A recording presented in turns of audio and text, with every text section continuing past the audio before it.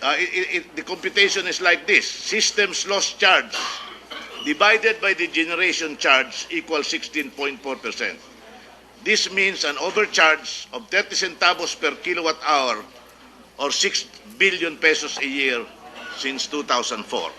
Later on, we will discuss the issue of this overcharge and if this can be refunded to consumers. Okay. Having said that, the next issue is, okay, the law says there is a cap on recovery, but the law is silent on what is the mode of recovery.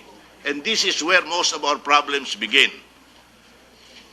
Why do I say that? Because if the law is silent on mode of recovery, the issue that comes out is the mode of recovery only to pass on the system's loss to consumers, or should it be considered as a deductible expense, as an operating expense, not to be passed on to consumers, but to be deducted from the gross earnings of a private public utility so that it will reduce its net taxable income. That is an issue that must be clarified, because unless that is done, the issue on systems loss will continue to drag on. Now, the next issue that I would like to outline is this.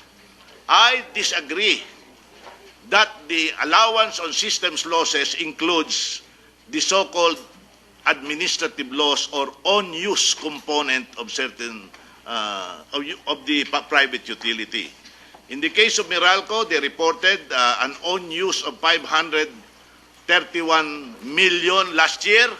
I don't know about the previous years, but I say and assert that that is not a proper systems loss, and therefore any pass on to consumers of the on-use cost of a private utility is not an allowable pass on to consumers, and therefore should be refunded to consumers as well.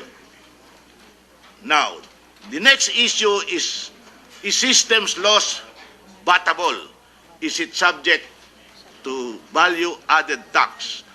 At the first hearing that we made, I asserted the view that because the value-added tax is prescribed only to sales of goods or services, and the receipts thereof shall be the ones to be charged for value-added tax, I said systems loss is not battable, and that therefore that should be discontinued without any further delay, and that that there is no need for legislation. Let us not confuse, please, the value-added tax on systems loss with the value-added tax on generation charges, on transmission charges, and distribution charges. In these three sectors, the value-added tax will continue, but on the systems loss, I think it should be discontinued. I also would like to assert, and I've read the recommendation of the Secretary of Finance, and to which I disagree. The Secretary of Finance was reported the other day to have said that he would like the power firms, meaning to say the public utilities companies like Meralco, to absorb the 12% VAT on systems loss, but not pass that on to consumers. I disagree with that recommendation of the Secretary of Finance. I would like to reiterate the position, and which I will explain to the committee later on when we make our final recommendations after the hearings, that systems losses are not battable. It should be absorbed by the company as an operating expense, but they should not as well pay as well the 12% VAT on systems loss. No? I don't think that the likes of Meralco, for example, should pay the 12% VAT on systems loss. But they must continue to pay on the general distribution charge. So that is a position that I've advocated, and that is fair, I think, all around. Our goal is to find ways and means to reduce electricity rates from all the sectors, from government, from the generation companies, from the transmission company, and from the distribution companies. Now, another mode of reducing electricity rates is to further reform the systems loss concept. The systems laws, as provided in the Republic Act 7832, which is the Anti-Pilferage Act, provided a cap, but it is expressly provided in the law that the ERC can reduce that cap from 9.5% to 9%. To 9%.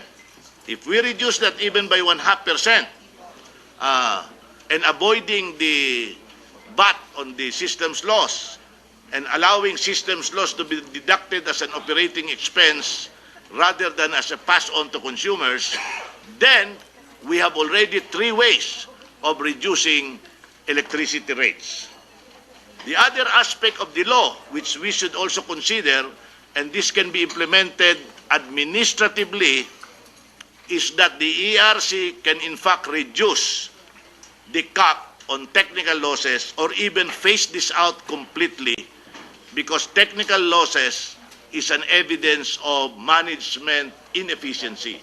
We may not have to phase it out altogether, but maybe technical losses, as distinguished from pilferage losses, should be reduced to not more than 5%. Now, having said all of those points on the systems loss, we discussed, though briefly, the refund requirements on the meter deposit and on the billing deposit.